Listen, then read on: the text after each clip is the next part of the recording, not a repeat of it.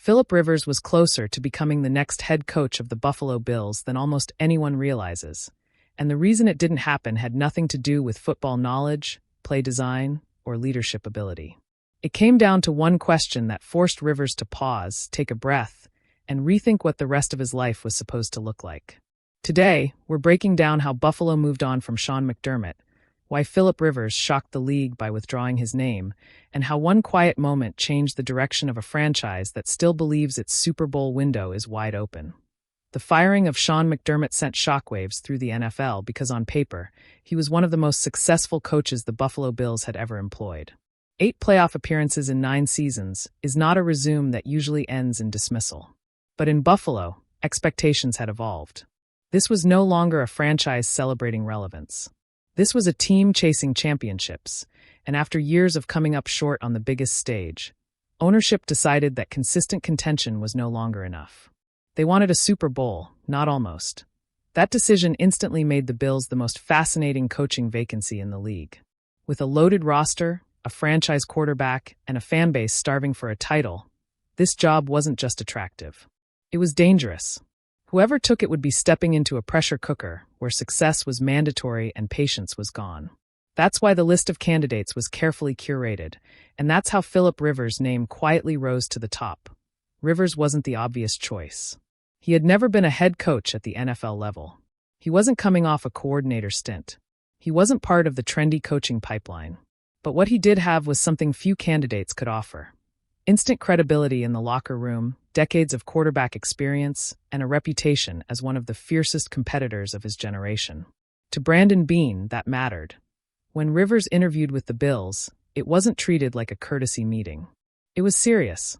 According to Beane, Rivers impressed everyone in the room.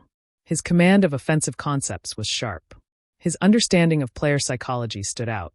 And his vision for building a team culture aligned with what Buffalo believed it needed to finally get over the hump. This wasn't nostalgia. This was genuine interest. But the Bills weren't just hiring a coach. They were asking for a life commitment. Buffalo is not a short-term stop. It's a place where coaches put down roots, especially if they plan to build something lasting. Beane made that clear, and that's when the conversation shifted from schemes and leadership to reality. Beane told Rivers that if he had any doubts, this was the moment to be honest. Not because Rivers wouldn't be a strong candidate, but because the job required total buy-in. That meant winters in Buffalo. That meant living in the city year-round. And yes, that meant potentially relocating his wife and 10 children. It was a moment of clarity, not pressure. And Rivers felt it. This is where the story turns. Philip Rivers has always been a football lifer, but he's also been deeply rooted in family. His decisions throughout his career reflected that balance. Even his late career return to the Indianapolis Colts at age 44 wasn't just about chasing a ring. It was about timing, opportunity, and what made sense for his family. Coaching, especially in Buffalo, would have been a different kind of commitment altogether. After the interview, Rivers didn't immediately say no. He took time. He reflected. And eventually, he called Beane back with honesty. He had doubts. Not about his ability to coach. Not about Buffalo's roster. But about whether he could fully commit to the long-term vision the Bills required. That uncertainty mattered. So Rivers withdrew his name. This wasn't a rejection by Buffalo. It was a self-elimination. And that distinction is important. With Rivers out of the picture, the Bills pivoted quickly but deliberately. Joe Brady was already in the building, already trusted, and already familiar with the offense and the quarterback. Promoting from within offered continuity, stability, and a sense of unfinished business. Brady didn't need to learn the locker room. He needed to elevate it. Still, the fact that Philip Rivers was that close to becoming the Bills' head coach changes how we should view Buffalo's search. They weren't chasing hype. They were chasing leadership. And Rivers, despite stepping away, left a lasting impression. What makes this even more compelling is Rivers' brief and unexpected return to the field. At 44 years old, he came back to the Colts in December, proving once again that football was never far from his heart. But when Indianapolis failed to make the playoffs in the 2025 season, Rivers retired for the second time, this time with more finality. That chapter closed, but another nearly opened. Imagine how different the AFC landscape might look if Rivers had said yes. Imagine him mentoring Josh Allen, installing an offense built around toughness and timing, and bringing his trademark intensity to the sidelines. It's a fascinating what-if that will linger in Buffalo for years. Sean McDermott's legacy in Buffalo shouldn't be forgotten in all of this. He transformed a dormant franchise into a perennial contender. He restored pride, discipline, and belief. But in the NFL, legacy doesn't guarantee longevity. Championships do. And when that ultimate goal remained elusive, change became inevitable. The Bills are betting that Joe Brady can finish what McDermott started. They're betting that familiarity can breed excellence rather than complacency. And they're betting that the window is still open, even as the AFC grows more competitive by the year. Philip Rivers walking away doesn't mean he failed an interview. It means he made a choice. A human one. And in a league often defined by ruthless ambition, that choice stands out. So here's the real question for you. Did Buffalo make the right call promoting Joe Brady? Or did they miss a rare opportunity to bring in a leader like Philip Rivers, who could have changed everything? And if Rivers had said yes, do you believe the Bills would be closer to a Super Bowl right now? Drop your thoughts in the comments, because this decision might define the next era of Bills football. And what makes this moment even more fascinating is how rare it is for a franchise and a candidate to walk away from each other without bitterness. There was no leak campaign, no subtle shots taken, no narrative spun to make one side look stronger than the other. Brandon Beane didn't downplay Rivers' candidacy, and Rivers didn't question the Bills' direction. That mutual respect says everything about how close this actually came to happening. Inside the league, people noticed.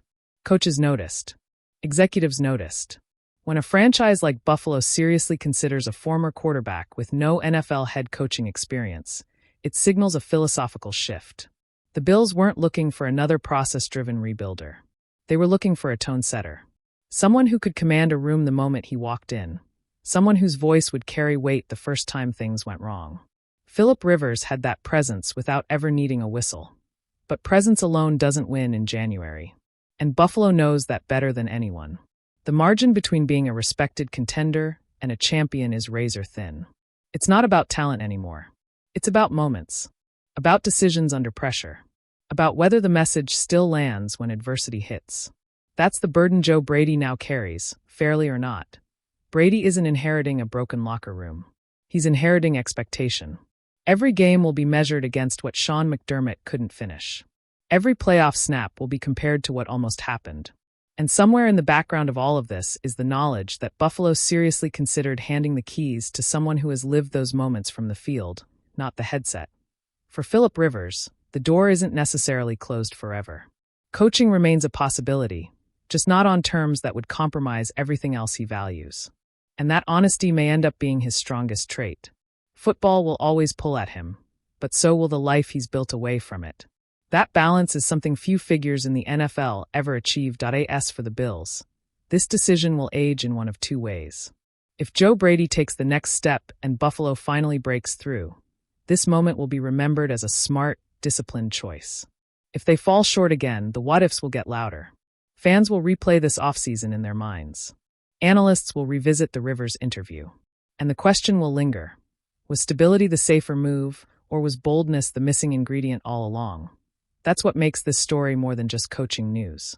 It's a snapshot of where the NFL is right now. A league caught between innovation and experience, between continuity and disruption, between the comfort of what's known and the risk of what could be. Buffalo chose certainty. Philip Rivers chose honesty. And both decisions, in their own way, reshaped the path forward. Now the only thing left is the results. And in this league, results rewrite everything.